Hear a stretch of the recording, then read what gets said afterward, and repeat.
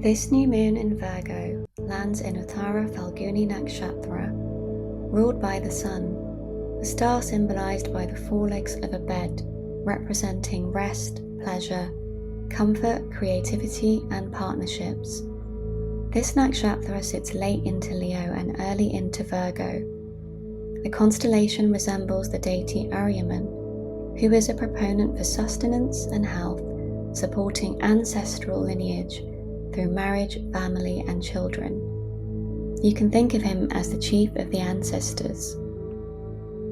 Natives of this star are concerned with the long-term outcome. Once they have planted their seeds, they seek to walk north with their desires and intentions, for it to ripen with lasting results. However, as this lunation is a partial solar eclipse, we have to recall that this is not the time to start new projects, businesses, or contracts.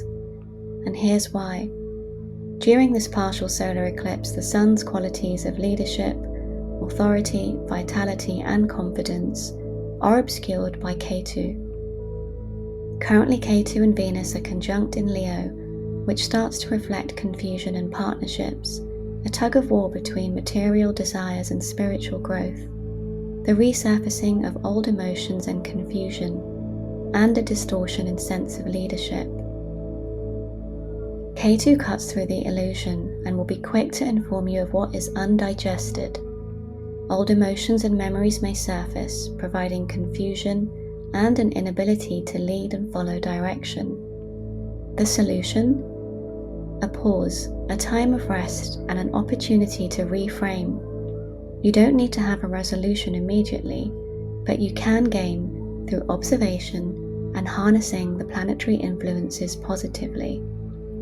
Remember, your will decides how you perceive, and your quest to take action on that.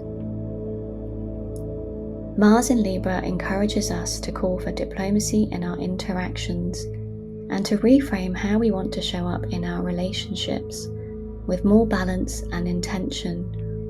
How are you going to refine your relational communication? Ketu and Venus conjunct in Leo catalyzes this opportunity to reveal partnerships that aren't supportive, or where you have not asserted healthier boundaries for your own personal power. Virgo, ruled by Mercury, represents our digestion. It sets the tone for what we allow to remain stagnant, release, or discard. This cycle ahead is great for clearing up. How do you tend to your health, your daily routine? What do you consume, and how do you digest? It's not about perfection as a chain, but using it as a compass to direct your focus on what needs simplifying. Simplicity is the strength that guides action, and discipline becomes devotion the moment you decide. This is the ethos of Saturn in Pisces, gazing over and reminding us that perfectionism is an illusion. With Mercury being exalted in Virgo, it strengthens our ability to see the finer detail, to think clearly, allow new ideas to arrive and get organized.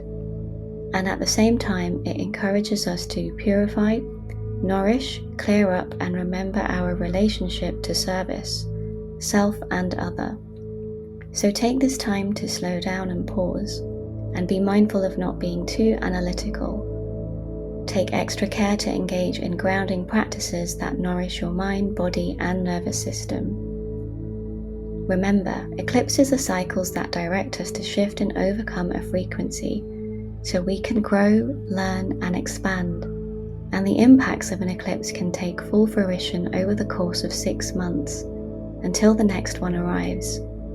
So instead of focusing on the next cosmic destination, focus on the journey and where the current stop is. Have you tuned out of the noise and into your own frequency and understood what needs to shift? Let truth be the currency that reveals.